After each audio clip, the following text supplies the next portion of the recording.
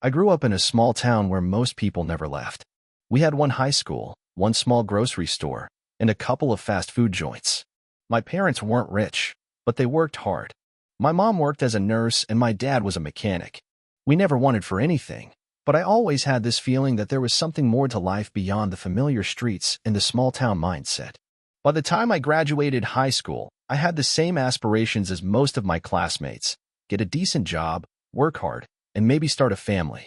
But I couldn't shake the idea that there was more out there for me. I was always the curious one. I spent my free time reading books, mostly about successful entrepreneurs, tech moguls, and people who built empires from scratch. I would tell my friends about these stories, but they didn't get it. They were focused on what we all knew: working at the local factory or taking up jobs that had been passed down from older generations. I started to feel like an outsider in my own town. After graduation, I did what was expected of me. I went to college.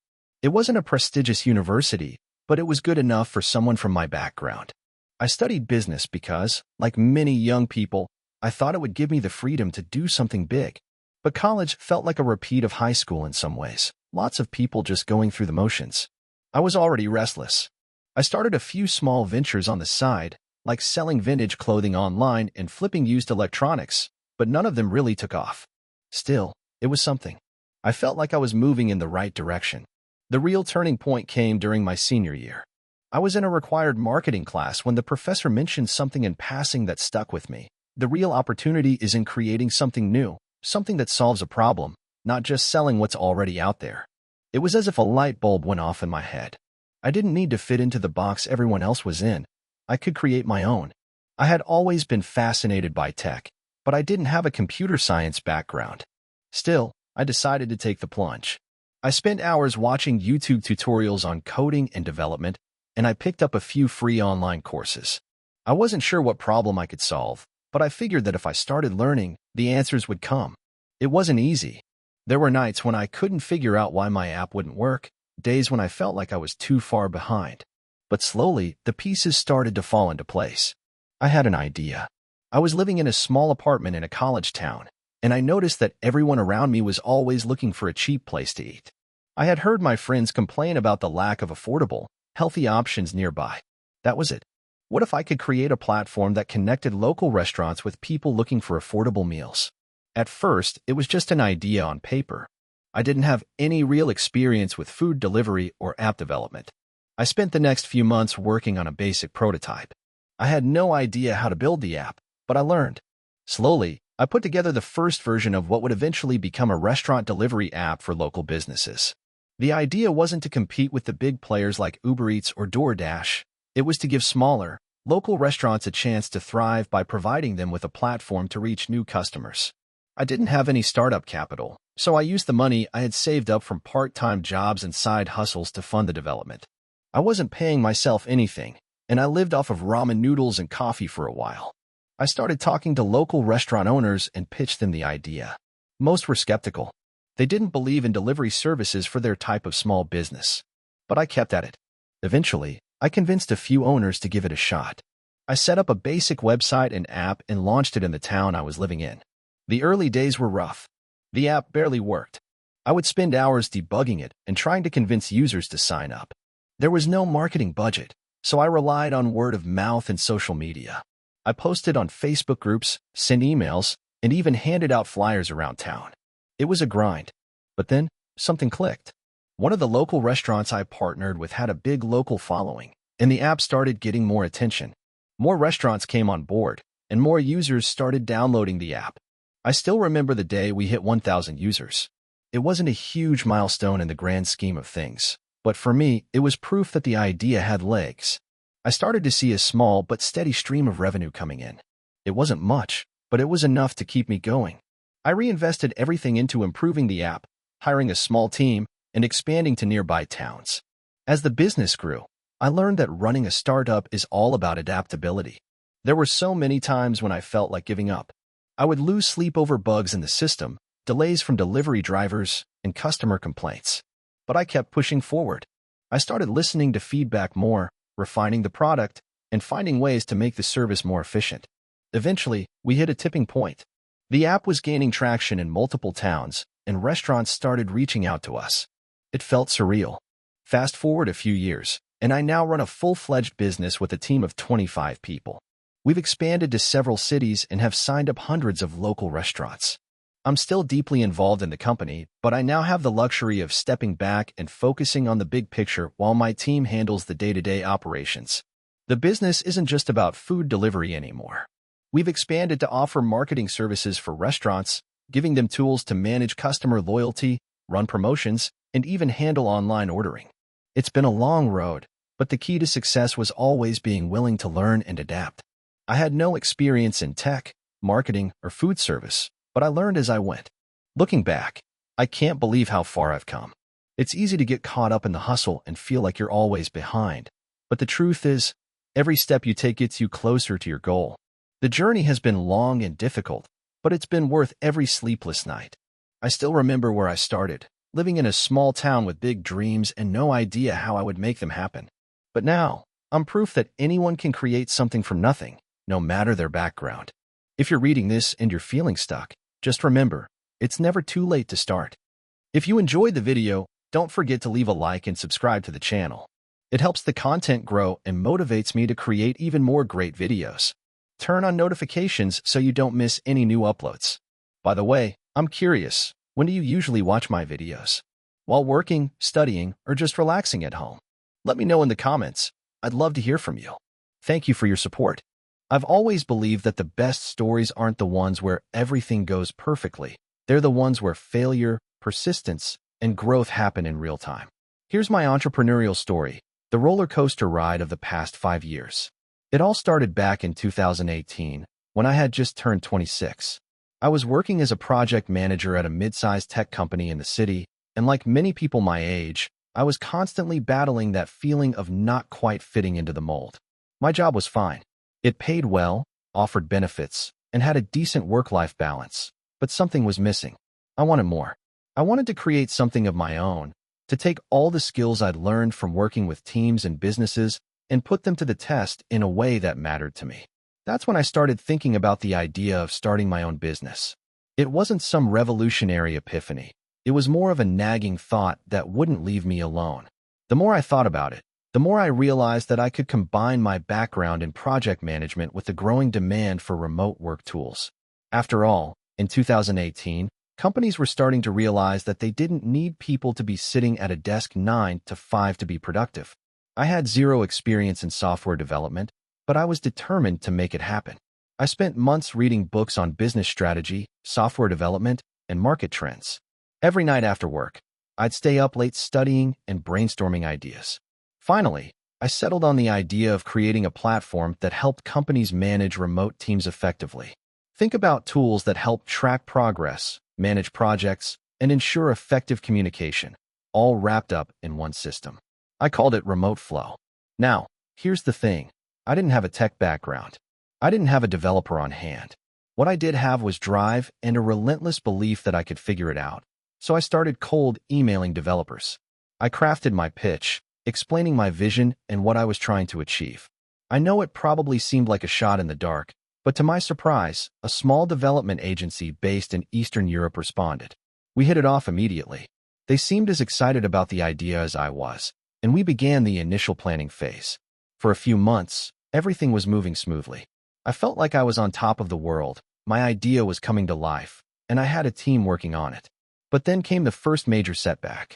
A few months into the project, we hit a wall. The development team ran into issues with integrating the features I wanted with the existing platforms and tools I had no clue about. The code wasn't coming together as we hoped, and communication started to fray. I quickly realized that I was way in over my head.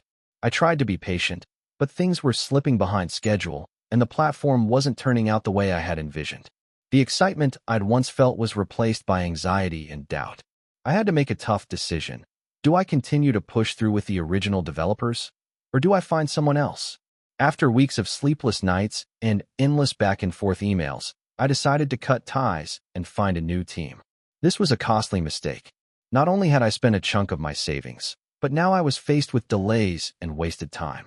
Fast forward to 2019. I was still working my 9-to-5 job while juggling the startup, trying to get it off the ground. It felt like I was leading a double life. On one hand, I had a steady paycheck, but on the other, I was working tirelessly on remote flow, finding new developers, refining my vision, and trying to raise the funds needed to push the project forward. I had just enough savings to keep going, but I had to be careful. I couldn't let the project burn through all my money.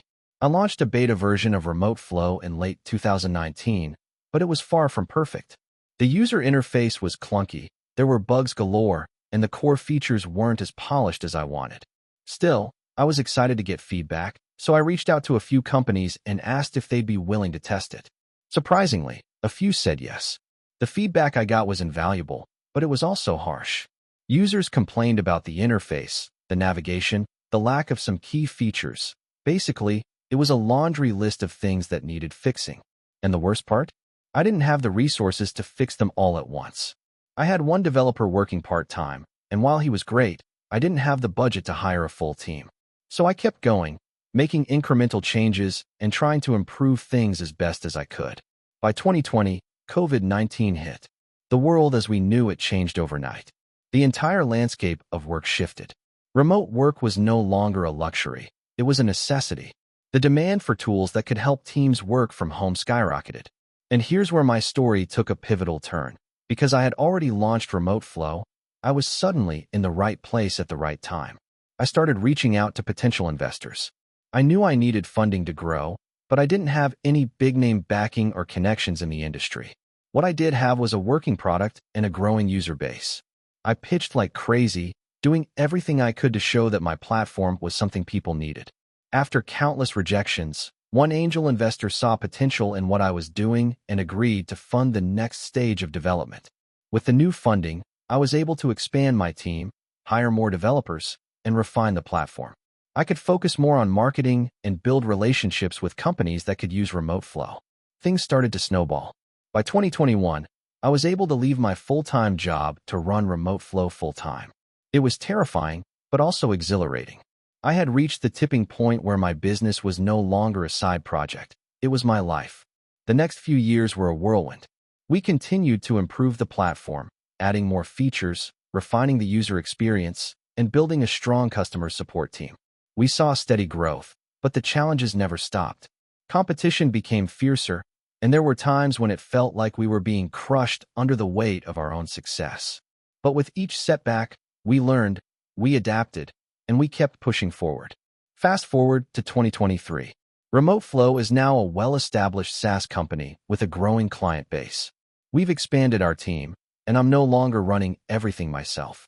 I've got a solid leadership team in place, and we're continuously iterating and improving our product. But the journey is far from over. The market is ever evolving, and so are we.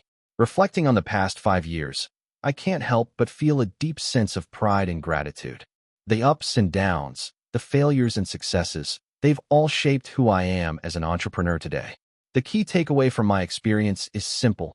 Persistence and adaptability are everything. The road won't always be smooth, and there will be times when you feel like quitting. But if you keep pushing, keep learning, and keep adapting, the rewards can be incredible. So, to anyone out there thinking about starting a business, my advice is this. Get comfortable with discomfort, embrace the chaos, and never stop learning. It's a wild ride, but if you're willing to keep at it, it's also one of the most rewarding things you'll ever do. My journey to becoming an entrepreneur wasn't a straight line. It was more like a roller coaster with unexpected dips, sharp turns, and moments where I thought I was about to fall off completely. But looking back, I wouldn't change a thing because every single twist taught me something essential. It all started when I was working in a corporate job that I thought would be my career for life. I had a desk in a sleek office building, a stable paycheck, and a sense of security that most people would envy. I had everything I was supposed to want, except for one thing: fulfillment. The job didn't challenge me. It didn't excite me. And worse, it didn't feel like it was moving me closer to my goals in life. After a few years of wrestling with this feeling, I decided to take a leap. I had been saving money for a while, thinking that one day I might use it for something big. That day came when I was sitting in my cubicle one afternoon, staring at the blank wall ahead of me. I felt this burning urge to do something that mattered, something that was mine. I wanted to start a business. I had no background in business. I didn't have an MBA, and I hadn't even taken an entrepreneurship class. But I had an idea, something I'd been thinking about for a while. It wasn't revolutionary, but it was something I felt passionately about: eco-friendly home products. At the time, the market was already starting to show an interest in sustainability, but it was still early enough that there wasn't a dominant player in the space. I thought I could carve out a niche. I wanted to create an online store that sold products like bamboo toothbrushes, reusable bags, eco-friendly cleaning supplies, things that would help people make small but meaningful changes in their everyday lives. So, I took a deep breath and quit my job. I wasn't reckless about it, though. I knew I needed to plan. I spent the next several months researching the market, learning about e-commerce, and figuring out how I could source products without needing to buy huge quantities up front. I found dropshipping, which seemed like a perfect solution. I could sell products without holding inventory, which meant I wouldn't have to deal with logistics or warehouse space. All I needed was a website, some good suppliers, and marketing skills. The first challenge was creating a brand. I spent days, weeks even, designing a logo and coming up with a name. After a lot of brainstorming, I finally landed on Green Haven. It felt right, simple, yet effective in conveying what I wanted my store to be: a sanctuary for eco-conscious consumers. Building the website was another hurdle.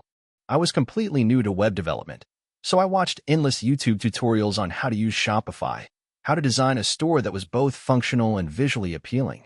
There were moments when I wanted to give up because the technical stuff was so overwhelming, but I kept pushing forward. I figured if I could learn how to build a website, then I could learn how to run a business. I launched my website after months of work, but when it went live, I was hit with an overwhelming sense of dread.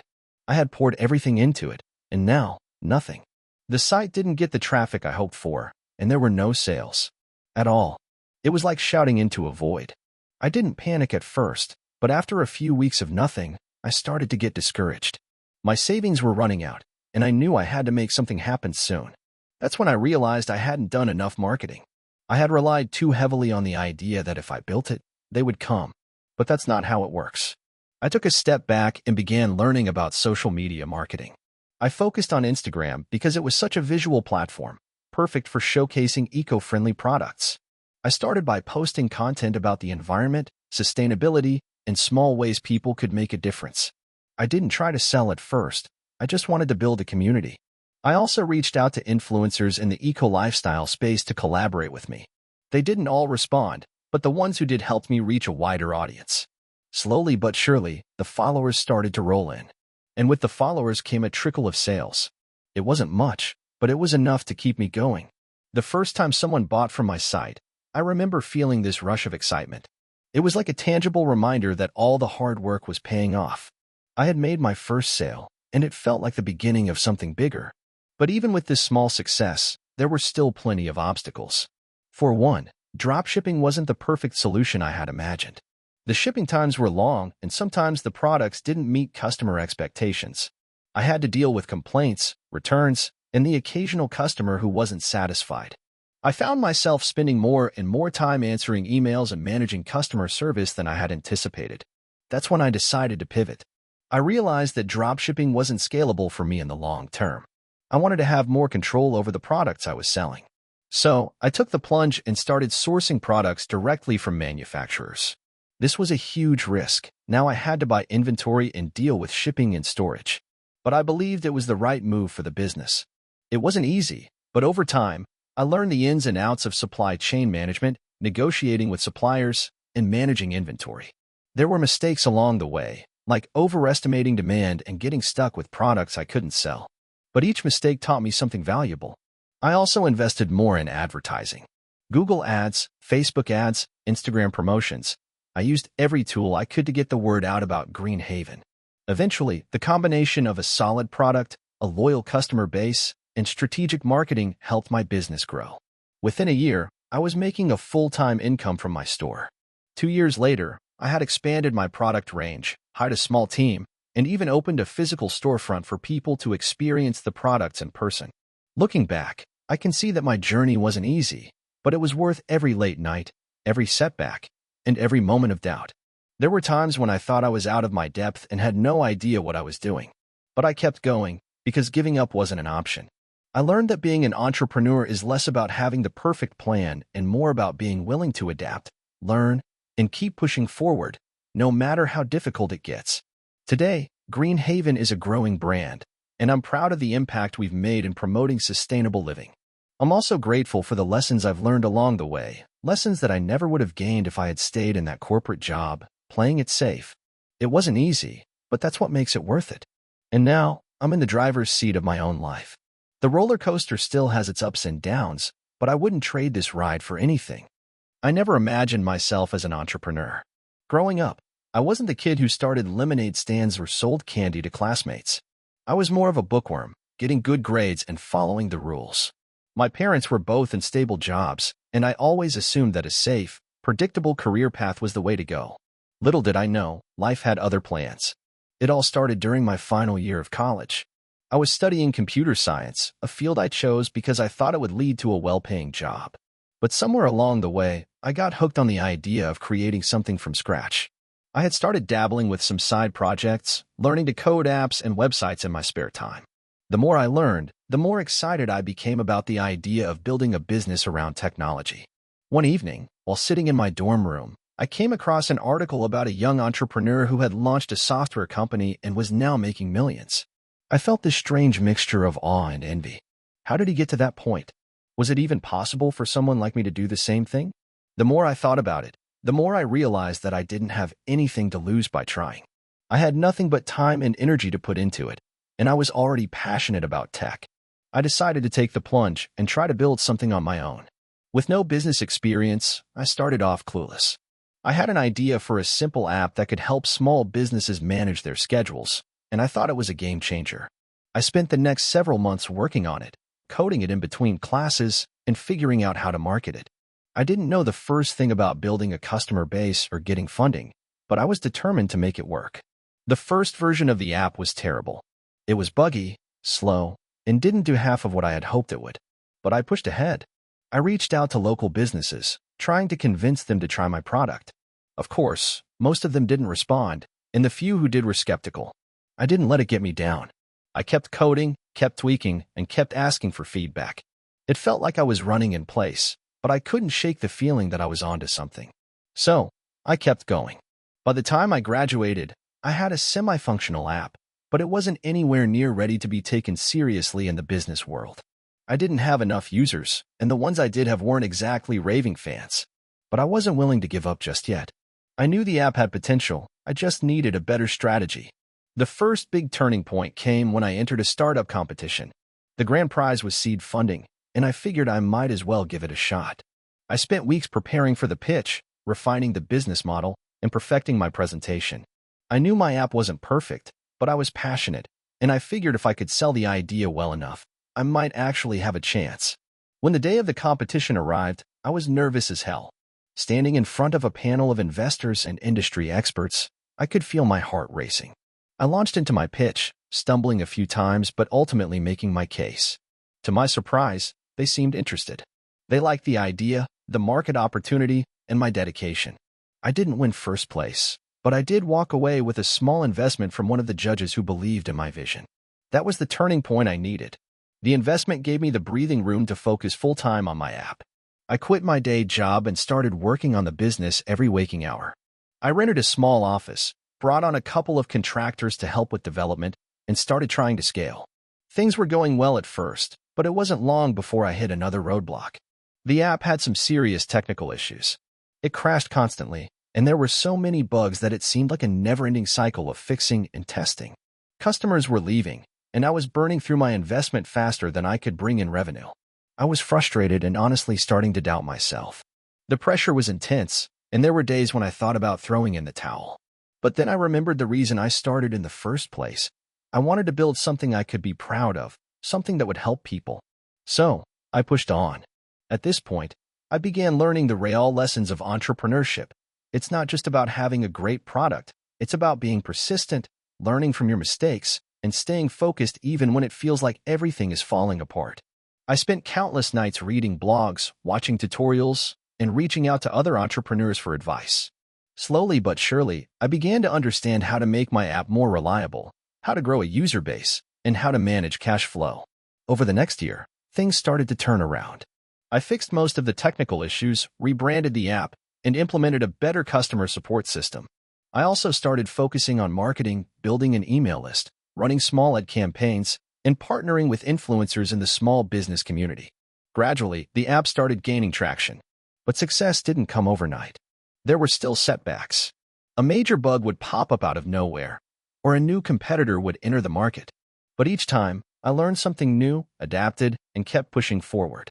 I realized that success wasn't about avoiding failure, it was about how you responded to it. By the time my company hit its third anniversary, it was finally profitable. We had a solid user base, a growing team, and a product that customers actually loved. Looking back, I couldn't believe how far we had come. The journey was long, hard, and filled with moments of doubt, but it had all been worth it. Now, I get to help others who are starting out in the tech world, sharing my experiences and the lessons I learned along the way. Entrepreneurship isn't a straight path, and there will always be challenges. But if you keep learning, keep improving, and don't give up when things get tough, you can turn your vision into a reality. I was 23 when I decided to leave my dead-end job at a call center and start my own business. At the time, I had no idea what I was doing. I was fresh out of college with a marketing degree, but I quickly learned that a degree doesn't exactly give you a clear path in the real world, especially when your degree isn't something as broad as marketing. I had worked in a call center for about a year after graduation. The pay was decent, and it wasn't a bad job, but it just wasn't for me. I was bored and unfulfilled. I had big dreams, but the daily grind wasn't helping me get any closer to them. One day, I was talking to my best friend, Mark, about it. He was working as a software developer at a tech company. We both vented about our frustrations, and somehow, the conversation drifted into the idea of starting something on our own. Mark had been freelancing on the side, building websites and doing small coding projects, while I had been thinking about how I could break into the digital marketing world. He suggested, half joking, "Why don't you start your own digital marketing agency? You have the skills, and you could totally get clients. I bet you'll make way more than working here." It was like a light bulb went off in my head. What was I waiting for? I was already in my 20s. If I didn't try something bold now, when would I? The worst that could happen was I'd fail and end up back in a job I hated. But there was a chance I could succeed, if I was willing to put in the work. I spent the next few weeks diving into every book and online resource I could find about entrepreneurship, digital marketing, and business operations. I learned about SEO, social media marketing, pay-per-click ads, and content creation. I even reached out to a couple of local businesses, offering my services for free in exchange for testimonials and portfolio pieces. It was grueling, but it paid off in the long run. I launched my first business, an online marketing agency, with a very small budget. I had $200 to my name, which I used for a website and a few Facebook ads to get the word out. I remember feeling a mix of excitement and dread, knowing that I was about to step into a world I didn't fully understand. I was terrified that no one would hire me. But slowly, clients started trickling in. My first paying client was a local restaurant that needed help with social media management. The amount they paid me, $500, felt like a fortune. I kept reinvesting what I earned back into the business. I upgraded my website, started creating better content, and hired a part-time assistant to help with the day-to-day tasks. Over the course of a few months, I built up a decent portfolio. I had a small but steady stream of clients, and I was working around the clock to keep up with demand. The real turning point came when I landed a big contract with a mid-sized e-commerce company. They needed help with their online ad campaigns, and after a successful pitch, they signed on with me for a 6-month contract worth $10,000. I couldn't believe it. I had gone from struggling to make ends meet to making $10,000 from one client. But just when things were starting to pick up, disaster struck. A few months into my new contract, I made a major mistake. I had scaled my business too quickly without building out the infrastructure to support it. My assistant was overwhelmed. I wasn't keeping track of all my finances, and I had taken on more clients than I could handle. One evening, after a long day, I realized that I had completely messed up my taxes for the past 2 quarters. I owed the government thousands of dollars, and I had no idea how I was going to pay it. I felt completely defeated. My dreams of entrepreneurship were beginning to slip through my fingers. The pressure was immense, but I couldn't quit. I had worked too hard to get this far. So, I did what any rational person would do in a crisis. I called Mark. Mark listened patiently as I vented, and then he gave me some advice that would stick with me forever. You don't learn how to succeed by avoiding failure. You learn how to succeed by getting back up after you've fallen flat on your face.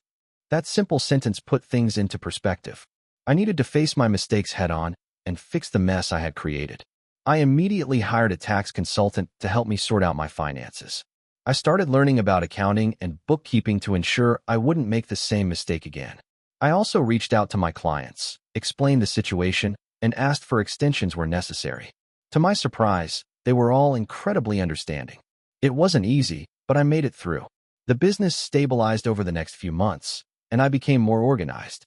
I hired a full-time assistant and an accountant to handle the financial side of things. I focused on the things I was good at, marketing and client relations, and left the rest to the experts. By the time I hit my 2-year mark in business, my agency was making a consistent $50,000 per month in revenue. It was a far cry from the $500 I made from my first client. However, it wasn't just about the money. It was about the lessons I had learned along the way, the importance of proper planning, the value of persistence, and the need to be adaptable when things inevitably go wrong. At 25, I sold my agency for a significant sum. I took a break, traveled, and spent some time reflecting on the journey. I knew I would never go back to a traditional job. The entrepreneurial world had its ups and downs, but I had discovered something in myself that I never knew existed: the resilience to keep pushing forward no matter how hard things got. Now, I'm in the process of starting my second business, this time in a completely different industry. But I'm smarter about it. I've surrounded myself with a strong team of advisors, and I've learned to scale at a more sustainable pace. I can't tell you that every day is easy, but I can tell you that the reward is worth the sacrifice. If you're thinking about starting your own business, my advice is simple: do it. But make sure you're ready to fail, learn, and keep moving forward. At the end of the day, no one else is going to build your dreams for you. You've got to do it yourself, and if you're willing to put in the effort, you might just surprise yourself with what you can achieve. So, here's my story. I've been an entrepreneur for the last 6 years, and what I've learned has completely flipped my view on success and failure. I started my business from scratch, built it up, lost everything, then rebuilt it, harder, smarter, and with a whole new perspective. This is a story about ambition, resilience, and how, sometimes, failure is the best thing that could happen to you. In 2019, I was a 26-year-old with no real direction in life. I had just quit a decent job in marketing because I was tired of the 9-to-5 grind. It wasn't the job itself. I actually enjoyed the work, but the corporate environment drained me. I'd watch my colleagues follow the same routine, day in and day out, and I couldn't help but think, is this really it? Is this what I signed up for? I knew there was more to life than this. The dream of starting something on my own, something meaningful, kept tugging at me. I didn't have a clear idea of what I wanted to do at first. So, I spent months just trying to figure it out. I tried everything from affiliate marketing to dropshipping, but nothing clicked. It felt like every step I took was one step closer to a brick wall. I was living off savings, and honestly, I was starting to get nervous. The bills were piling up, and my bank account was looking more and more like a sad joke. But then, I had an idea: custom t-shirts. Yeah, it sounds cliche, right? I know. Everyone and their dog seems to be selling custom t-shirts. But hear me out. I noticed something. All the custom shirt businesses I came across were either too expensive or didn't offer quality designs. People were buying these shirts and getting mediocre stuff in return, often with terrible fits and subpar print quality. I figured I could do it better. I could create a brand that focused on quality materials, a great fit, and, most importantly, designs that stood out. I spent the next few months diving into the world of apparel design. I learned about fabric types, printing techniques, and the logistics of shipping. I also spent hours studying brands that were successful in the space, looking at their marketing strategies, how they presented their products, and what kind of vibe they created. After all that research, I felt confident enough to launch my own online store. In August 2020, I pulled the trigger and launched my business, Threaded. It was just a website with a handful of designs, a logo I made myself, which, let's be honest, was a little rough, and a dream. I had no idea how to market it, but I threw a few $100 into Facebook ads. I told my friends and family about it, and at first, they were supportive, but let's be real, no one was expecting much. It felt like the quietest launch ever. The first few weeks were exactly what you'd expect: 0 sales. Nothing. Not a single order. I remember sitting in my small apartment, refreshing the analytics dashboard over and over again, hoping to see something, anything. But there was nothing. I thought about giving up so many times during that first month, but I stuck with it. I kept learning. I started engaging with online communities about custom apparel. I posted on Instagram and Facebook, and I even started experimenting with influencer marketing. Slowly but surely, things began to pick up. By December 2020, I had made a few sales. Not many, but enough to keep the dream alive. I wasn't making a profit yet, but I was learning more each day. Then came a turning point. I found my first real customer, the kind of person who wasn't just a friend or a family member. This guy, let's call him Tom, ordered a custom design I had created. He loved it. He posted a picture wearing the shirt on his Instagram, tagging me, and suddenly, I saw a flood of new customers coming in. That was the spark I needed. I took that momentum and ran with it. I refined my designs, improved the website, and focused on building an authentic brand. I made it a point to connect with my customers, responding to messages, asking for feedback, and truly listening to what they wanted. I started running more targeted ads on Instagram, and within a few months, things started to snowball. But then, in 2021, disaster struck. A supplier I had been working with suddenly went out of business. They were responsible for printing and shipping most of my orders, and without them, I was left with nothing. It felt like everything was collapsing. I had orders that needed to be fulfilled, and no way to do it. I remember sitting on the floor of my apartment, holding my head in my hands, wondering if this was the end of my business. I could have given up. Honestly, I wanted to. But then, I remembered why I started this in the first place. It wasn't about selling t-shirts. It was about building something that was mine. Something real. I wasn't going to let a supplier issue take that away from me.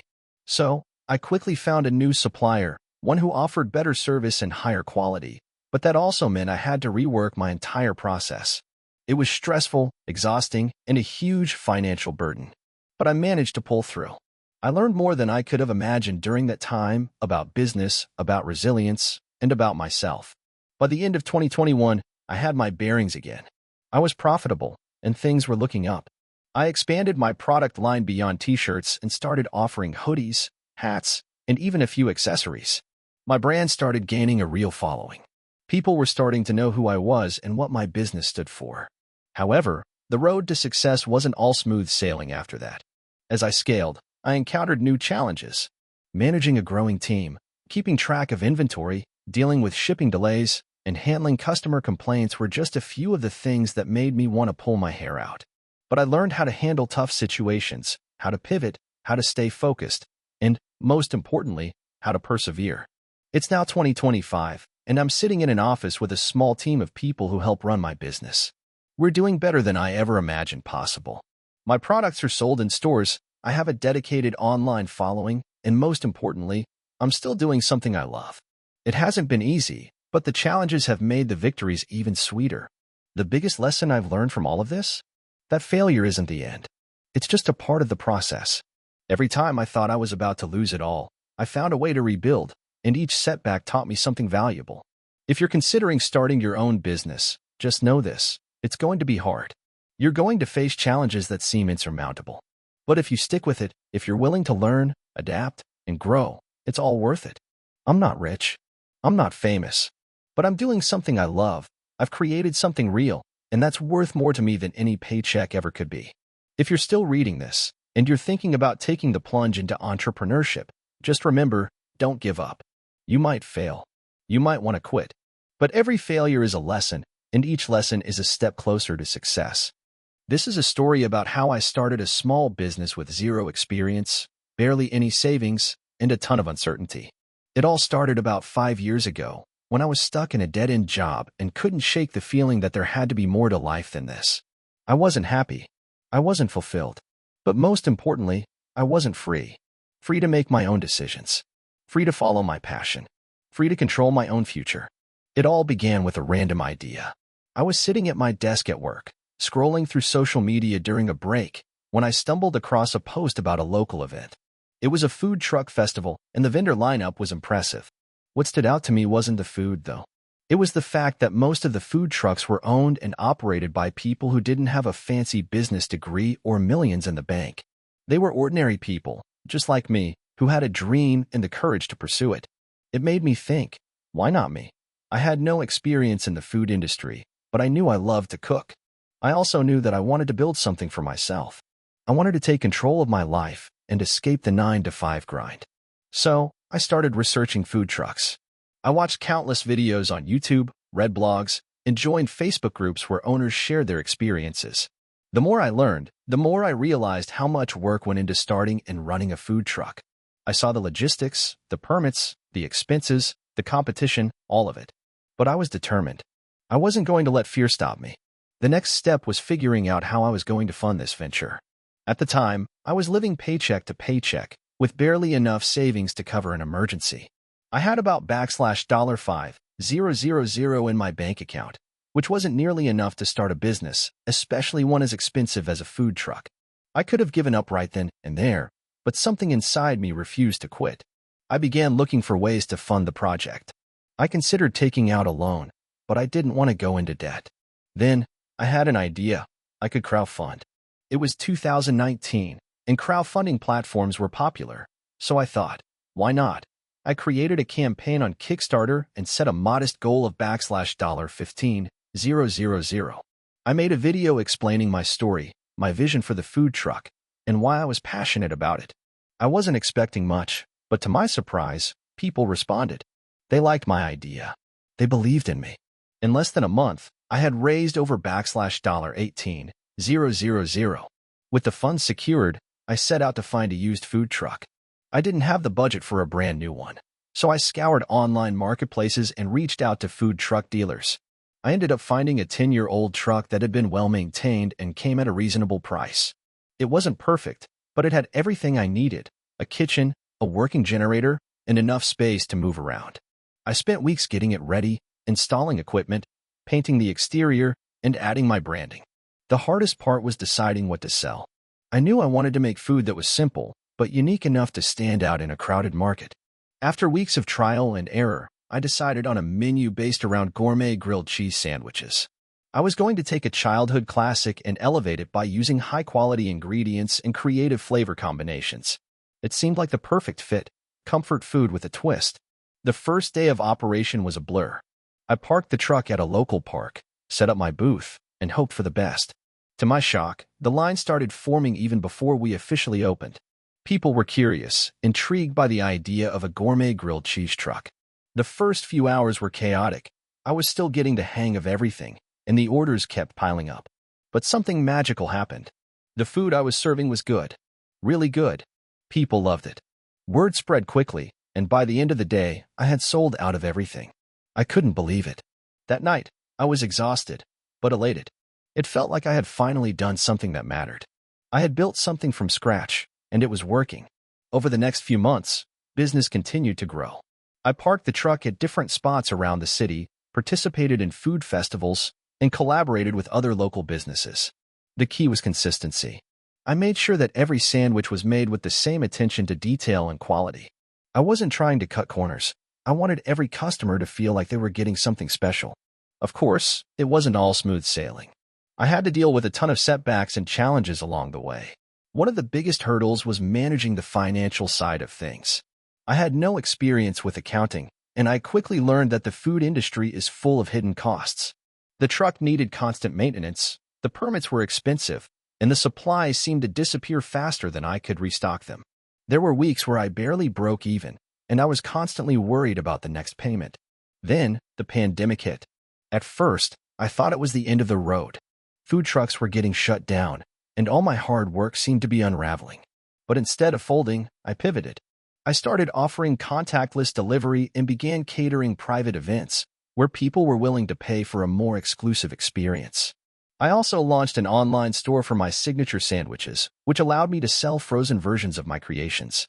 It wasn't easy, but it helped me survive through one of the toughest times in the business. Fast forward to today, and my food truck is a local favorite. I've expanded my menu, hired a small team, and am looking at opening a brick-and-mortar location. I still can't believe how far I've come in just a few years. The journey has been filled with ups and downs, but the one thing that's kept me going is the belief that I can do it. If there's anything I've learned along the way, it's that success doesn't happen overnight. It takes time, persistence, and a willingness to adapt. There will be moments when you feel like giving up, but the key is to keep pushing forward. No one else is going to build your dream for you. You have to take action and make it happen. I'm proud of what I've built, but I know this is just the beginning. There's still so much I want to accomplish. The road ahead is long, but I'm no longer afraid of the challenges. I know I can overcome them because I've done it before. If you're thinking about starting your own business, my advice is simple. Go for it. Don't let fear or doubt hold you back. You won't have all the answers at the start, and you'll make mistakes along the way, but that's part of the process. Just keep moving forward, and you'll be amazed at what you can achieve. I'm proof that you don't need a ton of money or experience to turn an idea into a successful business. You just need a little faith in yourself and the courage to take that first step. It's been one hell of a ride, and I wouldn't change a thing. I started my journey as an entrepreneur at 23, not because I had a burning passion for business, but because I was in a place where I had no other option. I had just dropped out of college after struggling for years to find any meaning in my coursework. I hated being told what to do, and I hated the idea of spending my life working for someone else. At that time, I was working part-time jobs just to scrape by, doing whatever I could to pay rent and feed myself. But I knew there was something else out there for me. Something bigger, something I could build for myself. It wasn't that I was an expert in anything. I wasn't. In fact, I was incredibly naive. I had no technical skills, no business acumen, and definitely no rich uncle to invest in my idea. All I had was determination and a belief that I could figure it out. If I worked hard enough, I could make something happen. I spent most of my time online, reading success stories of people who had turned their small ideas into huge businesses. I didn't really know what I was doing, but I knew I had to start somewhere. That's when I decided to try e-commerce. I'd heard about people making money by selling products online, and it seemed simple enough. Buy low, sell high. I thought to myself, how hard could it be? The first thing I did was go to AliExpress and scroll through the hundreds of products, looking for something that seemed like it could sell. After hours of searching, I found a product that caught my eye: phone cases with customizable designs. They were cheap, and the potential to mark up the price seemed pretty good. I created a website, slapped together a basic logo, and set up an Instagram account to start promoting my store. I didn't even know how to set up proper ads or create an effective marketing strategy, so I just posted about my product whenever I could, hoping people would find it. For the first few weeks, I sold nothing. Absolutely nothing. My website was sitting there, just another page on the internet, and my social media profiles were barely getting any engagement. I remember feeling embarrassed to even tell people what I was doing because it felt like a failure right out of the gate. But instead of giving up, I decided to tweak things. I spent hours researching digital marketing. I dove into Facebook ads, Google ads, and Instagram influencers. I learned how to target specific audiences, how to optimize my ads, and how to write better copy. Slowly but surely, things started to improve. My website traffic began to increase, and I was getting my first few orders. It wasn't much, but it was enough to keep me going. The next challenge came when I realized I didn't have enough capital to invest in more inventory. My initial sales had been enough to cover the cost of the first batch of phone cases, but the margins were tight, and I had no cash flow to expand. That's when I stumbled upon dropshipping. The idea of not needing to store products myself sounded like a miracle. I could sell directly from suppliers and only purchase products as I made sales. It was the solution I had been looking for. I immediately switched my store over to a dropshipping model. While I was excited about the new possibilities, the reality was far from easy. There were so many more moving parts to manage: supplier relationships, order fulfillment, customer service, returns, you name it. I found myself working longer hours, navigating countless challenges, and learning the hard way about shipping delays, wrong orders, and customer complaints. But as frustrating as it was, I kept going. Every setback became an opportunity to learn. I honed my marketing skills, figured out how to build trust with my audience, and began creating better content for my social media. Slowly, I saw progress. My sales went from $50 a day to $200, then to $500, and before I knew it, I was consistently making $1,000 a day in revenue. It wasn't easy, but I had built something from nothing. However, the most significant turning point came when I decided to scale up. I realized that I needed help.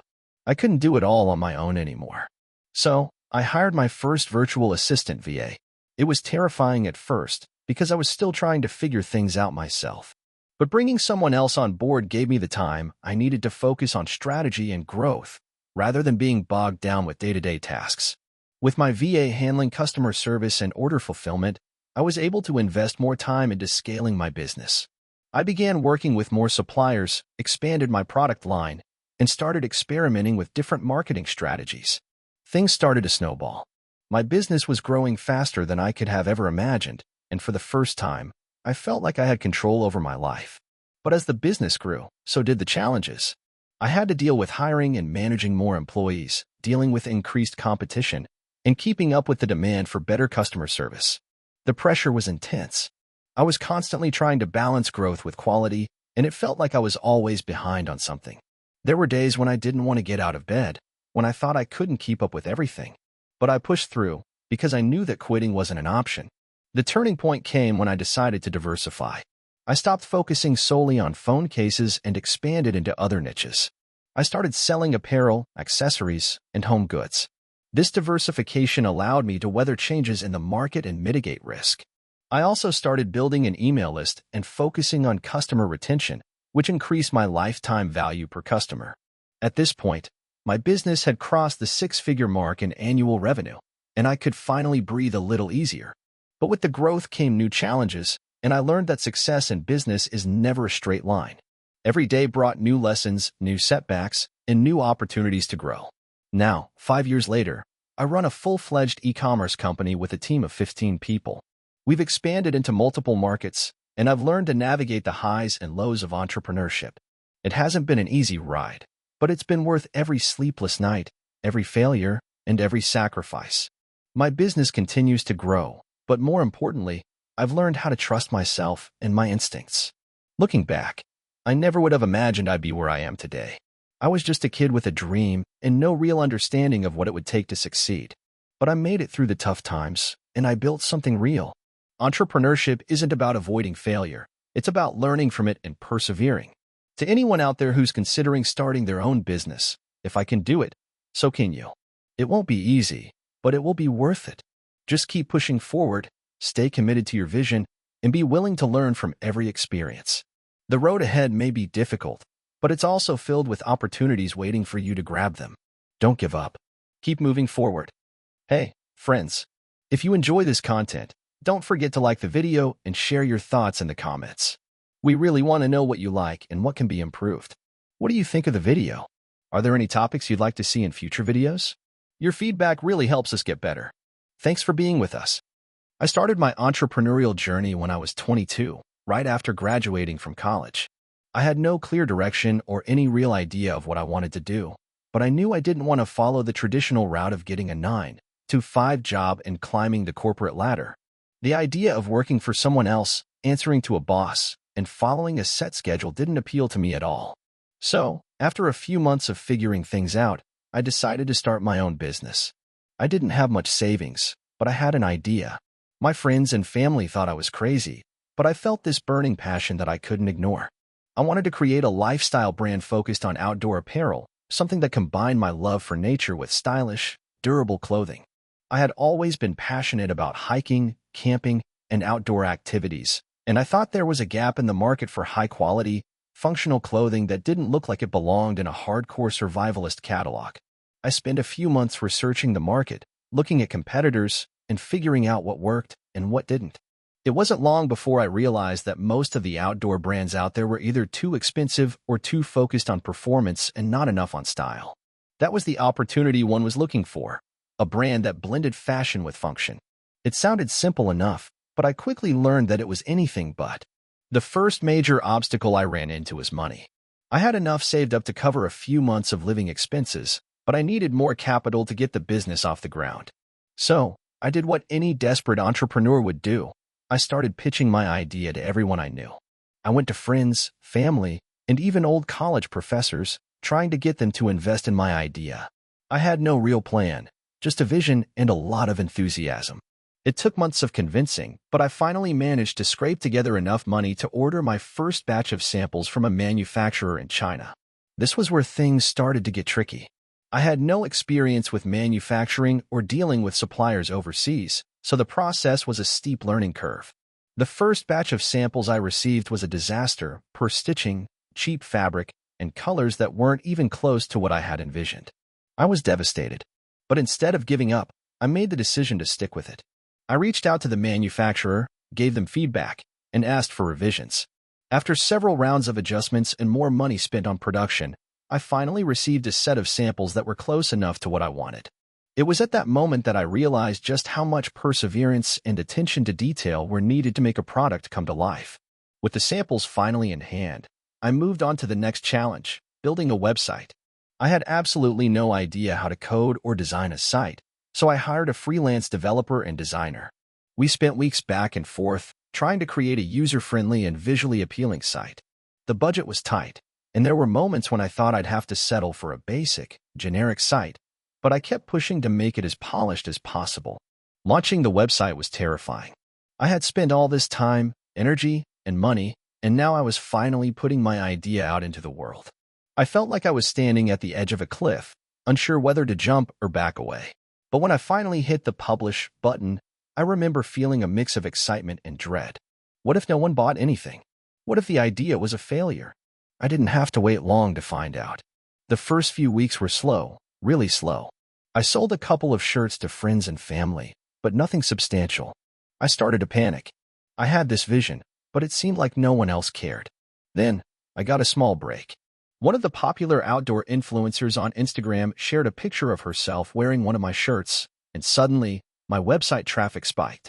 Within hours, I was getting orders. It wasn't a flood, but it was a sign that the product resonated with people. I was ecstatic. From there, things slowly started to gain momentum.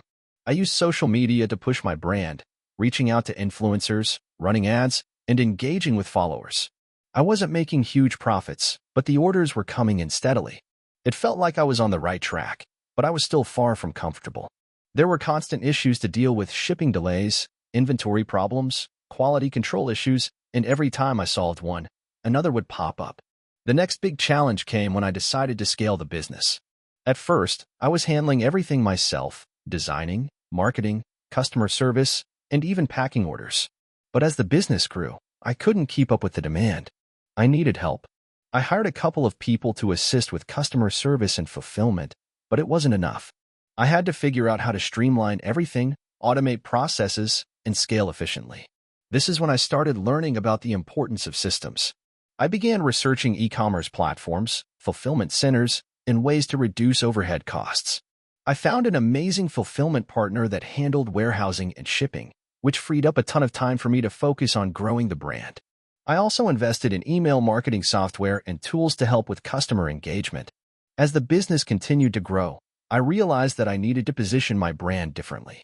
It couldn't just be about the clothes, it had to stand for something more. I started to focus on creating a community of like-minded people who shared a love for the outdoors.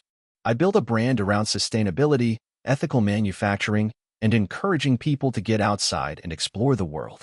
It wasn't just about selling products anymore. It was about creating a movement. Looking back, I can't believe how far the business has come. There have been countless sleepless nights, failures, and moments when I thought I would throw in the towel. But through perseverance, creativity, and constant learning, the business grew into a successful brand. Today, I employ a small team, have a warehouse that handles all fulfillment, and have customers all over the world. The business is profitable, and I'm finally at a point where I can take a step back and breathe. The key to my success wasn't some groundbreaking idea. It was simply the relentless pursuit of my vision. Every failure, every setback, and every challenge was just another step on the path. I learned that entrepreneurship is not about having the perfect idea or the perfect plan. It's about being adaptable, persistent, and willing to put in the work. If there's one piece of advice I can give to anyone looking to start their own business, it's this: don't be afraid to fail, and don't be afraid to keep going when things get tough. The road will be long, and it won't be easy, but if you stick with it, you'll get there eventually. You just have to believe in yourself and your vision, no matter how impossible it may seem at times. I was 25 years old, living in a small apartment in a city where I didn't really know anyone. I had no college degree, no career prospects, and no real plan for my life. My job was a soul-sucking desk job in an insurance office where I answered calls and did some basic data entry. The pay was minimum wage, and it felt like I was just getting by, month to month. I was in debt, had no savings, and wasn't even sure what I wanted to do with my life. It wasn't that I didn't have dreams or ideas. I had plenty. I wanted to be my own boss, run my own business, and be financially free. But the more I thought about it, the more impossible it seemed. Every time I looked at someone successful, whether it was a YouTuber, a small business owner, or even my friends who seemed to be on the right track, it felt like there was this huge gap between where I was and where they were. I felt like I didn't have the resources, the knowledge, or the confidence to make anything happen. One night, after another long day at the office, I sat down on my couch, staring at my phone and scrolling through Reddit. I remember reading a post about someone who had started their own online business and was making decent money. It wasn't life-changing, but it was enough for them to quit their day job. That was the moment it clicked for me. If they could do it, why couldn't I? I wasn't sure what kind of business to start. I had no technical skills, no design background, and not even a solid idea. But I knew one thing for sure. I couldn't keep living the way I was. I needed to do something that gave me control over my life and my financial future. So, I started researching. I spent hours every night reading articles, watching YouTube tutorials, and browsing Reddit threads. I absorbed everything I could about how to start an online business. I was learning about e-commerce, affiliate marketing, dropshipping, and digital products. After a couple of weeks of learning and brainstorming, I decided to try something that felt doable, selling print-on-demand products. I had zero experience with design, but I figured I could partner with a freelancer to create some basic designs for t-shirts, mugs, and posters. I wasn't expecting to make millions, but I thought it could be a good starting point. I set up a basic Shopify store and hooked it up with Printful, a service that would handle printing and shipping. It took me a month to get everything set up, making the store look professional, adding some products, and creating marketing materials. I had no idea how I was going to drive traffic to the store, but I figured that was a problem I'd deal with later. First, I needed to get the ball rolling. The first few weeks were rough. I barely made any sales. My store looked good, but it wasn't generating traffic, and the few visitors who did land on the site weren't buying anything. It was discouraging, to say the least. But I kept going. I tried running Facebook ads with a modest budget. I posted on Instagram, started a blog, and even did some basic influencer outreach. Slowly but surely, things started picking up. About 3 months into running the store, I made my first sale. I was ecstatic. It wasn't much, just a t-shirt, but it was a start. It proved that the concept worked and that someone was willing to buy something I created. Over the next few months, I kept tweaking my store, improving my marketing efforts, and testing different products. Some designs flopped, but others gained traction. I started seeing consistent sales coming in. By the end of the first year, I had made enough to quit my day job. Now, quitting my job was both terrifying and liberating. I had no safety net, no fallback plan, but I was convinced that I could make this business work. I spent every waking hour learning, tweaking, and optimizing my store. The grind was real, but it was also exhilarating. For the first time, I felt like I was building something for myself. The following year was even better. I expanded my product line, launched a website with a blog to drive organic traffic, and even started an email list. My sales were growing steadily, but more importantly, I was learning how to scale the business. I hired a few part-time contractors to help with customer service, graphic design, and content creation. I was no longer working alone. One of the most important things I learned during this time was the power of consistency and experimentation. Success didn't come overnight, and I didn't have a magic formula. But by being persistent, trying new things, and analyzing the data, I was able to keep improving. Fast forward to today, and my business is doing well. It's not a multi-million-dollar company, but it's stable. I've been able to travel, hire a small team to help, and reinvest profits into new marketing strategies and product development. I've learned so much along the way, not just about business, but about myself. I'm no longer just working for a paycheck. I'm working toward building something that aligns with my values and goals. If you're reading this and feeling stuck, I want you to know that it's possible to change your situation. I was in your shoes not that long ago. I didn't have a degree, I didn't have any connections, and I didn't have any special skills. But what I did have was a desire to change and the willingness to put in the work. And that made all the difference. You don't need to have everything figured out from the start. You just need to take the first step, and then the next one, and then the next. Every small win adds up. Start where you are, with what you have, and keep pushing forward. If I can do it, so can you. I believe in you. Just keep going. I've been an entrepreneur for 8 years, and while I've had my fair share of wins, This journey has been full of massive failures, struggles, and constant doubt. But I'll tell you one thing. The low points make the high points that much sweeter. I started my first company when I was 24. I had just graduated from college with a degree in marketing, but I hated the idea of working a 9 to 5. I wanted to be my own boss, work on my own terms, and create something that would allow me to live life on my own terms. I had no idea how to do it, but I was determined. I spent months brainstorming ideas. I read books, watched YouTube videos, and listened to podcasts. After a lot of research, I came up with an idea for a subscription box service for people who were obsessed with fitness. The market was growing, and I thought there was a niche I could tap into, offering high-quality, curated fitness products delivered to your door each month. I borrowed some money from my parents, scraped together whatever savings I had, and got to work. I found suppliers, designed a website, and hired a photographer to take some product shots. I launched the business, and crickets. I thought that once the website was live, people would just flock to it. But nothing happened. I hadn't built any kind of audience, and I hadn't done any real marketing.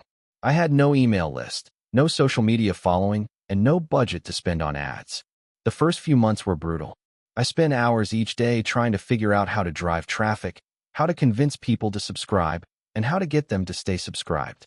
After 6 months, I had only a handful of customers.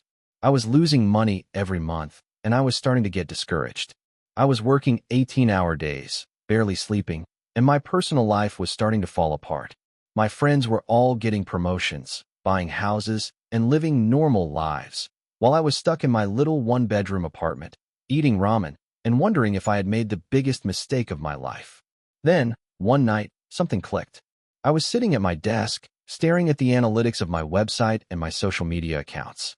I had been trying to sell the products like crazy, but I hadn't been giving people a reason to care. I hadn't built any kind of community. That's when I realized that the fitness industry was not just about selling products. It was about building relationships. I immediately started to shift my focus. I decided to build an online community around my brand, focusing not just on selling products, but on offering value. I started engaging with customers more on social media, posting workout tips, nutrition advice, and motivational content. I joined fitness forums, Facebook groups, and Reddit threads to share my experiences and connect with people who cared about the same things I did. Slowly but surely, people started noticing. They began commenting on my posts, sharing their own fitness journeys, and asking questions about the products I was selling. I started offering more than just products. I started offering a space where people could learn, grow, and support each other. My social media following began to grow, and with that, so did my customer base. By the time my first year was over, I had turned my small, struggling business into something that was beginning to thrive. I had finally figured out how to market my products, but more importantly, I had built a loyal community of customers who trusted my brand and appreciated the value I was offering. But that wasn't the end of the story. The next few years were a whirlwind. My revenue grew steadily, and I eventually hired a small team to help with customer service, marketing, and logistics. Things were looking up, but I was constantly aware that the business could fail at any time. I still didn't have enough financial cushion, and I was always worried about the competition catching up. Then, in year 3, disaster struck. One of my major suppliers went under. They had been providing a key product for our subscription boxes, and I had no backup plan. I scrambled to find a new supplier, but nothing worked. The new products didn't meet the same quality standards, and my customers were furious. They complained, they canceled their subscriptions, and my social media was filled with negative reviews. It was a nightmare. I thought I was done for. But then, I remembered something important. I had built a loyal community, and I needed to lean into that. I sent out an email to my customers explaining the situation. I didn't make excuses or try to cover up the mistake. I was completely transparent. I told them that I was working on fixing the issue and offered refunds to anyone who wanted them. To my surprise, most of my customers were understanding. They appreciated the honesty, and many of them stuck around, waiting for the issue to be resolved. It took a few months, but I eventually found a new supplier that could deliver high-quality products at a reasonable price. Slowly but surely, my customer base came back, and I was able to regain the trust one had lost. That experience taught me a valuable lesson. Building a business is not just about profits or growth. It's about relationships. If you can build trust with your customers and be transparent when things go wrong, you can weather even the worst storms. As the years went on, I kept learning. I focused on improving my products, increasing my marketing efforts, and building my team. I began expanding into other areas of the fitness industry, such as offering online workout programs and selling fitness equipment. Each new product launch was a risk, but each time, I learned and adapted, building on my past mistakes. Eventually, my company grew into a successful business, and by the time I was 32, I had achieved financial freedom. I was no longer worried about money or whether I was making the right decision. I had built something real. But I'll tell you, it didn't happen overnight. It took years of hard work, failure, and learning from my mistakes. Looking back, there were so many times I could have quit. There were moments when I doubted myself, when I felt like I wasn't good enough, and when I wanted to throw in the towel. But each time I wanted to give up, I reminded myself of why I started in the first place. I wanted to create something meaningful, something that could change lives, including my own. Today, I look at my business and think about how far I've come. I'm proud of what I've built, but I also know that it's not just about the destination. The journey itself, the lessons learned, the challenges faced, and the relationships formed, has been the most rewarding part. So, if you're thinking about starting your own business or you're in the middle of a tough time, I want to tell you this: keep going. The hard times won't last forever. If you keep pushing, learn from your mistakes, and stay focused on the bigger picture, you can make it through. There's no straight path to success, but every setback is an opportunity to grow. And when you do make it, you'll realize it was all worth it. And that's how I went from barely scraping by to building a company that now supports my lifestyle, pays my team, and gives back to the community that helped me get here. It wasn't easy, but it was worth every second. I used to work a 9-to-5 job that I absolutely hated. The corporate world felt like a soul-sucking black hole, slowly draining every ounce of my creativity. Every day, I'd sit in an office cubicle, staring at my computer screen, wishing I was doing something, anything else. But, like most people, I convinced myself that the paycheck was enough. It was safe. It was stable. Or so I thought. It all started back in 2017. I was in my late 20s, had a decent job at a marketing agency, and was living in a small apartment in a mid-sized city. I had no big dreams. I wasn't the kind of person who aspired to be a millionaire or a famous entrepreneur. All I wanted was a decent living and a way to escape the soul-crushing monotony of the office grind. It wasn't until I started seeing how people were living online that I realized there might be more out there for me. Social media was blowing up back then.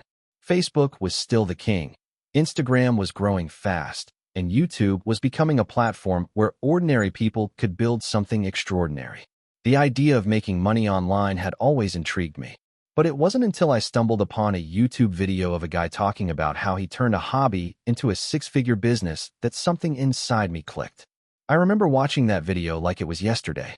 The guy was sitting in a nice house, surrounded by expensive gadgets, wearing a plain t-shirt, and just casually explaining how he made money from affiliate marketing.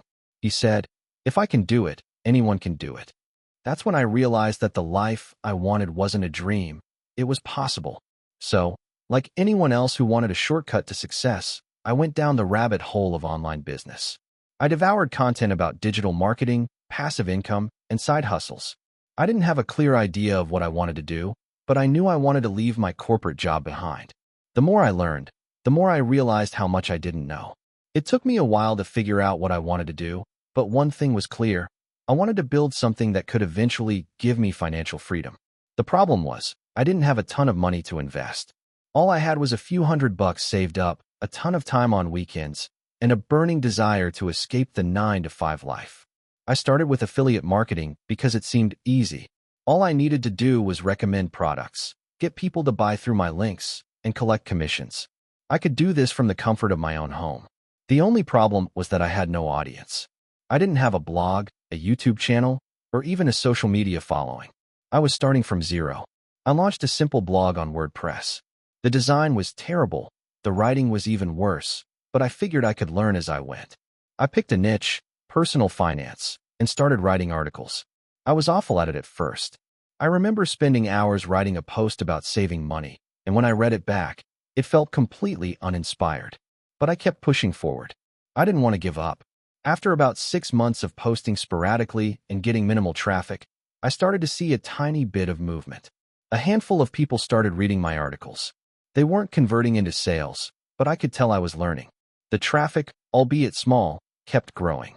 I used every free method I could find to promote my site: SEO, social media, commenting on forums, and sharing articles in Facebook groups. Slowly, the puzzle pieces started falling together. But even though my traffic was increasing, the income was still non-existent. I wasn't giving up, though. I knew it took time. The next breakthrough came when I decided to focus more on YouTube. The idea of creating video content was terrifying, but I knew it was one of the best ways to build trust with an audience. I started filming myself talking about personal finance tips, even though I hated being on camera at first. I thought I looked stupid and felt awkward, but I did it anyway. At first, the videos were awful. The lighting was bad, the sound was worse, and I barely knew how to edit. But I kept going, knowing I needed to improve. It took months before I saw any substantial growth. But eventually, it started happening. People began to engage with my content. I was getting comments and emails from people saying they liked my videos. Some even mentioned they'd bought the products I recommended through my affiliate links. For the first time in almost a year, I made my first sale. It wasn't a lot, just $15, but it was enough to prove that it could work. That moment was pivotal for me. I had spent so much time in my job feeling like a failure, but now I had evidence that I could create something real outside of my day job. Over the next year, I focused all my spare time on growing my YouTube channel. I spent hours learning how to optimize my videos, how to market myself, and how to build relationships with my audience. It wasn't easy, but it was rewarding. Slowly, my affiliate commissions began to climb, and my YouTube channel started gaining traction. Around this time, I realized I was spending less and less time at my 9-to-5 job. I was still working full-time, but my online business had grown enough that it was making a noticeable impact on my finances. My income from affiliate marketing and YouTube was still modest compared to my corporate salary, but I was making progress. Fast forward to 2019, and I was earning a full-time income from my online business. I could feel it in my gut. The day had finally come when I had the freedom to quit my job. I walked into my boss's office, handed in my resignation, and left. No more corporate grind. No more pretending to enjoy endless meetings that could have been emails. I was free. Building my business wasn't easy, and I faced countless failures along the way. There were months where I barely made any sales, and times when I felt like giving up. But the thing that kept me going was the belief that I was building something that could truly change my life. I was making mistakes, but I was learning, and with each failure, I was getting closer to success. By 2020, I had diversified my income streams. I had a blog, YouTube channel, and was even doing some freelance consulting for other people looking to get into affiliate marketing. My business had grown into something sustainable. I was traveling the world, working from coffee shops and Airbnbs, and doing what I loved. Today, my business generates a multiple six-figure income. It wasn't easy. It didn't happen overnight, but it was worth every late night, every failure, and every doubt I had along the way. The journey was challenging, but it taught me the value of persistence, learning, and never giving up. I started my journey as an entrepreneur when I was just 23 years old. Like many others, I had big dreams, little money, and an intense desire to make something of myself. I was fresh out of college, having studied marketing, but I quickly realized that the traditional path of working for someone else wasn't going to cut it for me. I had a fire inside me that couldn't be extinguished by a 9-to-5 job. So, I decided to venture into the world of business. The first idea that crossed my mind was starting a digital marketing agency. I had worked part-time during college at a local digital marketing firm, and I knew the basics of SEO, content creation, and online advertising. I felt like it could be a good fit. But there was a problem. I had no money to start it. Zero. Zilch. I had some savings, but they were barely enough to cover rent for a couple of months, let alone fund a startup. Still, I decided to take the plunge. I began by offering my services for free to small businesses, nonprofits, and anyone who would listen. I built up my portfolio slowly, working nights and weekends to perfect my craft. It wasn't glamorous. There were moments where I doubted myself, like when I'd work all weekend on a project and then hear nothing back from the client for weeks. But I kept going. I hustled. I networked. I didn't have a rich uncle to bail me out, and my parents couldn't afford to invest in my dream. It was just me, my laptop, and a burning desire to succeed. I also realized that I didn't know everything. There was a lot to learn, especially about managing clients, pricing my services, and handling the logistics of running a business. So, I devoured books, took online courses, and asked for advice from other entrepreneurs. I joined Facebook groups, LinkedIn communities, and any other platform where people were discussing business growth. Through this, I started picking up valuable insights, like how to optimize my website for SEO, something that seems basic now, but was a challenge back then, and how to structure my pricing for different types of clients. Eventually, I landed my first paying client, a small coffee shop that was struggling to get noticed online. I charged them $500 a month for SEO and social media management. To me, that was a fortune at the time. I used the money to reinvest in the business, purchasing better tools and paying for ads to attract more clients. Things started to snowball. I began taking on more clients, and my revenue grew. But with more clients came more pressure. I couldn't do everything myself anymore, so I started outsourcing some tasks, like copywriting and graphic design, to freelancers. The business was growing, but I was still operating on a tight budget. At this point, I started to realize the importance of delegation and scaling my business. I hired my first employee, someone I had met through networking. He was a jack of all trades, handling client communications, scheduling, and administrative tasks. Hiring someone was a huge leap for me. It meant I had to trust someone else with parts of the business that I had been doing on my own. But it also meant I could focus on growing the company and handling the bigger picture stuff. Slowly but surely, I started to build a team, and we took on bigger clients. By year 2, we had a steady stream of revenue coming in. I was able to pay my team, invest in more resources, and even hire a few more employees. Despite the success, I was still nervous. I was worried about cash flow, client retention, and whether I was making the right decisions. I'd been reading success stories of entrepreneurs who made millions, but they never talked about the late-night anxiety or the feeling of constantly being one bad decision away from losing it all. I would lie awake at night, wondering if I had made the right choices. Was I scaling too fast? Should I have stuck with a smaller number of high-paying clients? The doubts were always there, lurking in the background. One of the most difficult moments came when I lost a major client. This was a client that had been with me since the early days, and they made up about 30% of our monthly revenue. When they left, I felt like the rug had been pulled out from under me. I wasn't prepared for it. My team was already stretched thin, and I wasn't sure how we were going to recover. But that experience turned out to be a blessing in disguise. It forced me to rethink my approach to client relationships and how I managed accounts. I realized that diversification was key. I couldn't rely on 1 or 2 large clients to keep the business afloat. From that point on, I started actively seeking out smaller clients that didn't rely on a single contract. As the years went on, my agency continued to grow.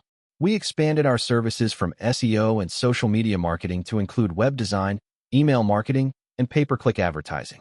We developed a strong reputation, and I was able to hire specialists in different areas of digital marketing. Things started to feel like they were falling into place, but the real turning point came when I was approached by an investor. The investor wasn't interested in buying my company outright.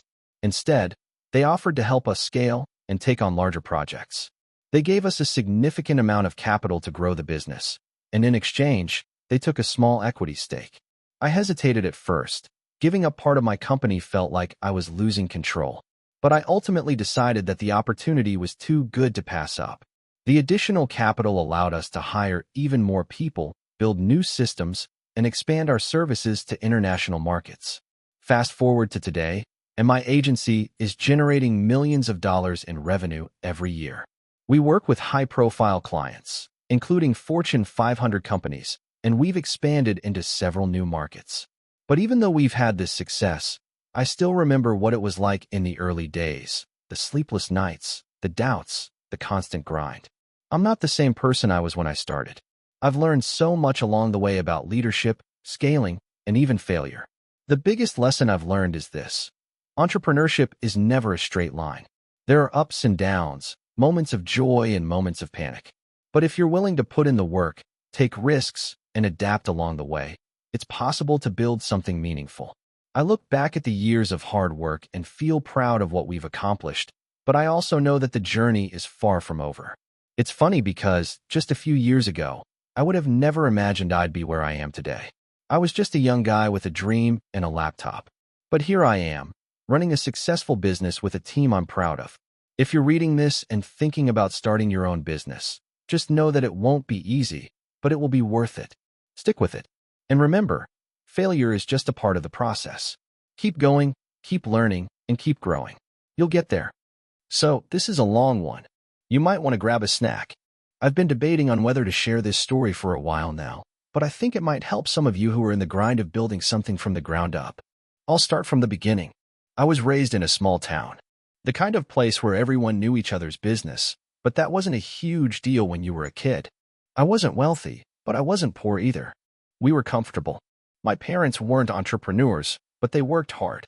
My dad was a mechanic, and my mom was a teacher. We lived modestly, but there was always a sense that you needed to work hard and earn your way through life. That mindset stuck with me. I always knew I wanted more.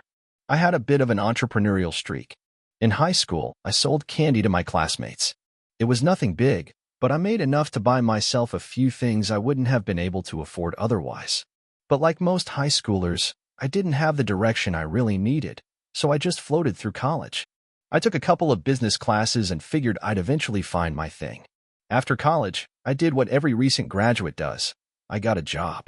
I worked in marketing at a small firm, doing the usual grunt work, writing blog posts, scheduling social media, helping with some ads. The pay was decent, but after a year, I realized that I wasn't moving anywhere. I felt stuck. It was the same grind every day, and honestly, I just didn't feel like I was learning or growing. It was around that time that I had a conversation with an old friend from college. He'd started his own e-commerce business, selling fitness supplements. We hadn't talked in a while, but he seemed really into it. He told me how he'd started small, like really small, and built it up over time. He wasn't making tons of money, but he had some flexibility. He didn't have to answer to anyone anymore. He was doing his thing, and I was really jealous. I couldn't get it out of my head. I realized that I was stuck in a cubicle, working for someone else's dreams, and here he was, building his own. It was that conversation that lit a fire under me. I knew I wasn't going to be happy working for someone else for the rest of my life. So, I started researching. I dove deep into the world of online businesses, e-commerce, dropshipping, affiliate marketing, digital products, you name it. I spent weeks reading articles, watching YouTube videos, and listening to podcasts. I didn't have a clue where to start, but I knew I had to start somewhere. Eventually, I stumbled upon the idea of creating an online course. It seemed perfect because I already had experience in digital marketing. I thought, why not teach others what I've learned? I had no real expertise at the time, but I figured I could learn as I went and offer value from the start. I was a marketing guy, not a teacher, but I believed in myself enough to give it a shot. I spent the next few months creating the course. It wasn't anything fancy at first. It was just a simple video series explaining how small businesses could use digital marketing to grow their online presence. The first version of the course was pretty basic, and if I'm being honest, it wasn't groundbreaking in any way. But it was something. It was a product I could sell. But here's the kicker, selling it was a nightmare. I had no idea how to actually get customers. I had no email list, no audience, and very little social proof. I didn't have any testimonials. I just had a website, some videos, and a ton of hope. I launched it, and crickets. Not a single sale. That was when I realized just how hard this was going to be. For the next couple of months, I tried everything. Facebook ads, Instagram posts, reaching out to influencers. I burned through a lot of cash and a lot of time. I felt like a failure.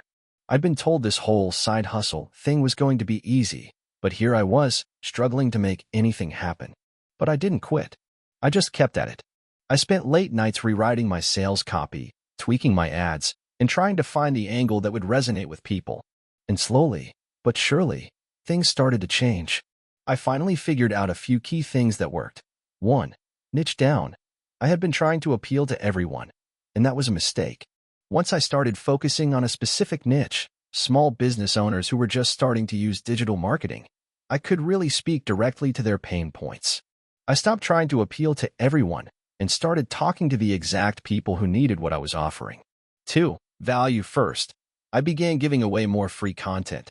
I created blog posts, YouTube videos, and even some free mini courses.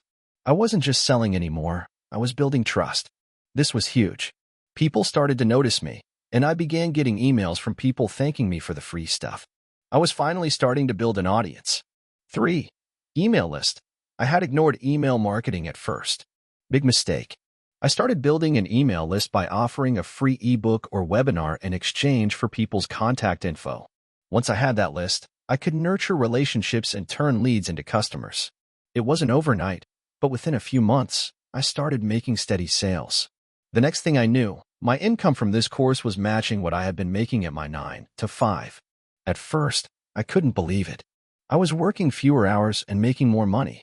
I finally had the freedom I'd been craving. But even then, it wasn't all smooth sailing. In fact, I faced some of the toughest challenges of my career in the next few years. I got hit with a bunch of growing pains, hiring my first employee, expanding my product line, dealing with customer complaints, scaling marketing efforts. I made mistakes, lost money, and dealt with a lot of self-doubt. However, I kept learning. I attended conferences, took courses, and built a network of people who had already been through what I was experiencing. With time, I refined my processes, and the business continued to grow. The turning point came when I realized I wasn't just selling a course anymore. I was building a brand and an entire business. Fast forward to today. My business generates more revenue than I ever imagined possible. I've expanded into new product lines, hired a team, and have a large following across social media and email. I get to work with clients I respect, and the flexibility is incredible. But what really makes me proud is that I never gave up. Even when the odds seemed insurmountable, I kept pushing forward, learned from my mistakes, and eventually found a way to succeed. I'm sharing this story not because I'm some kind of guru, far from it, but because I want people to understand that success doesn't happen overnight.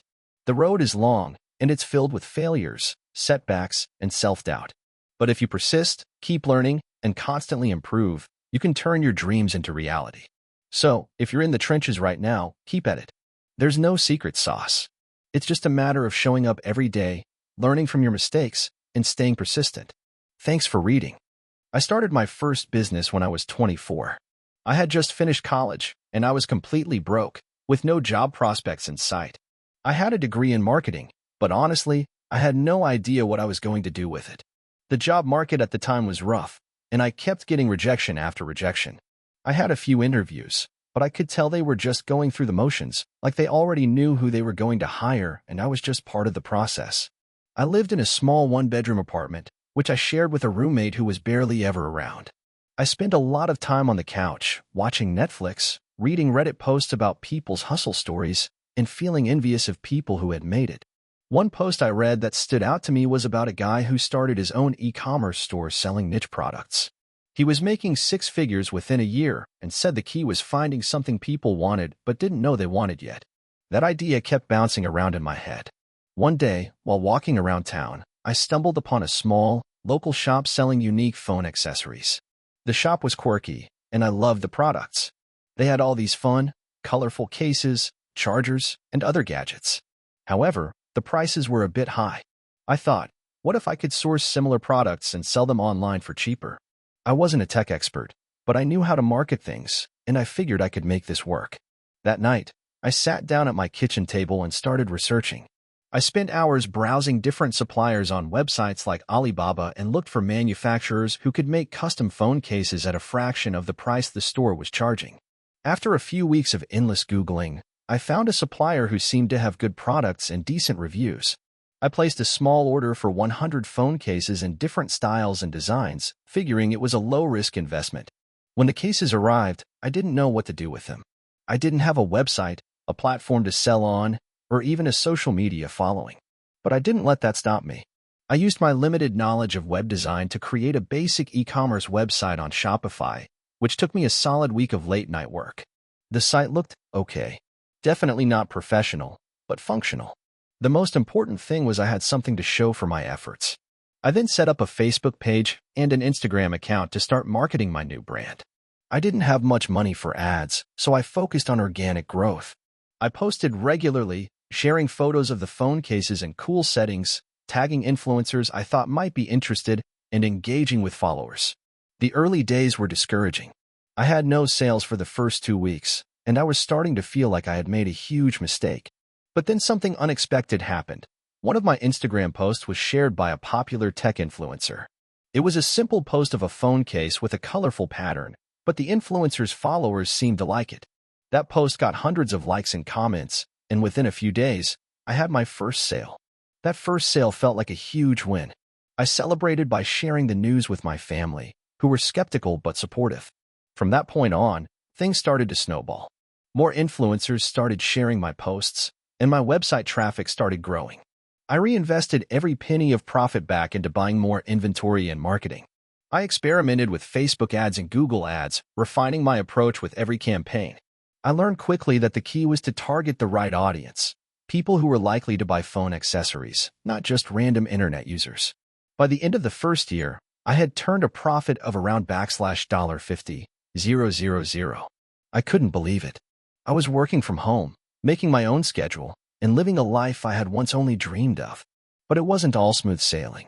As my business grew, I faced new challenges.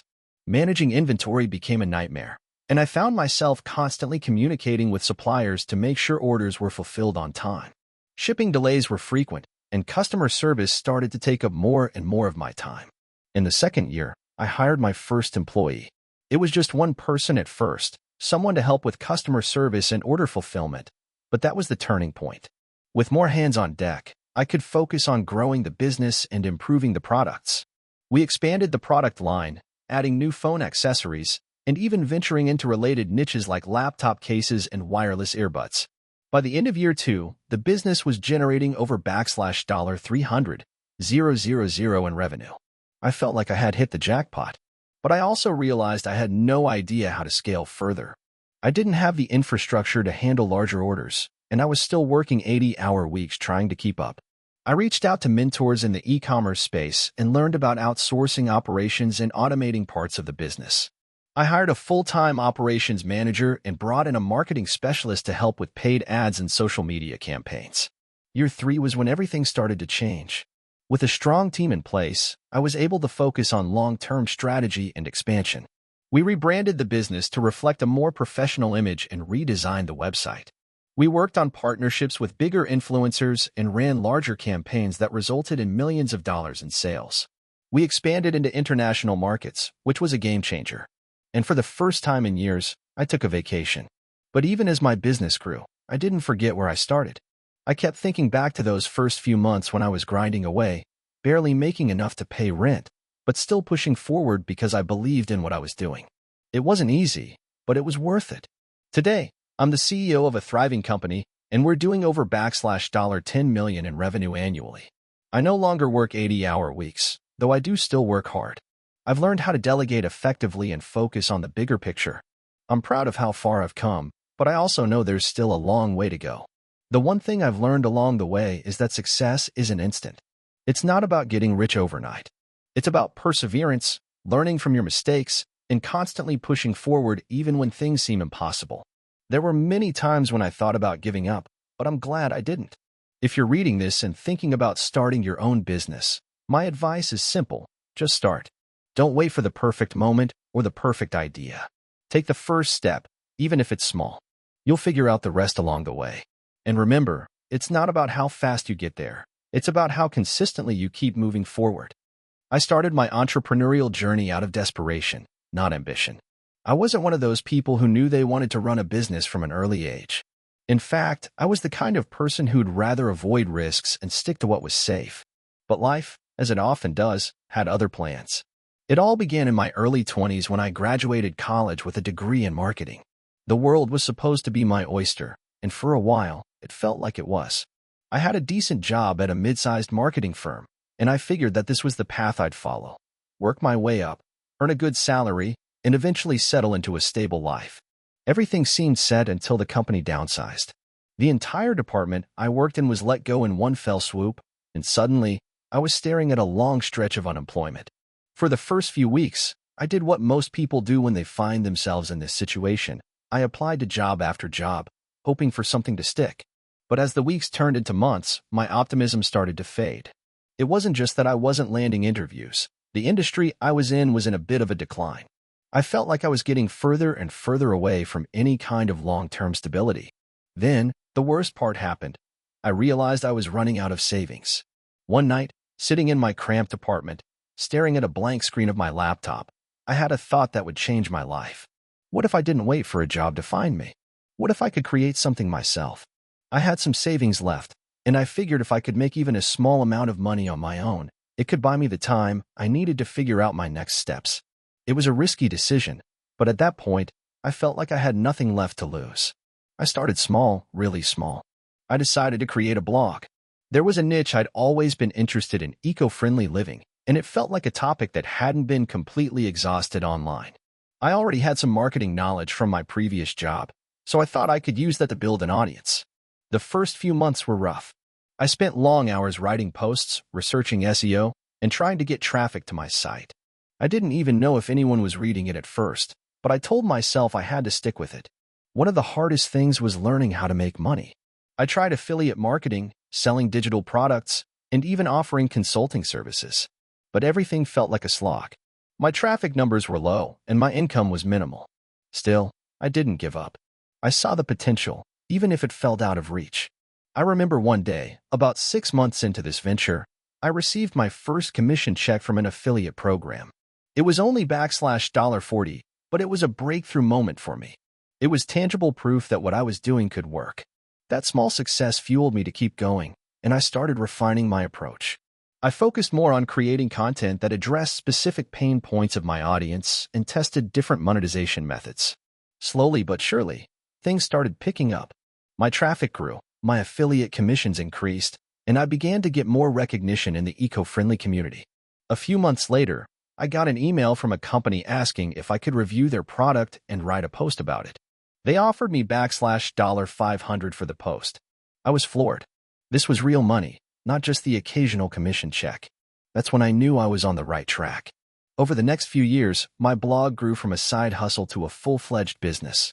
I hired a small team to help with content creation, marketing, and even customer support as I started selling my own products, ebooks, online courses, and even eco-friendly merchandise.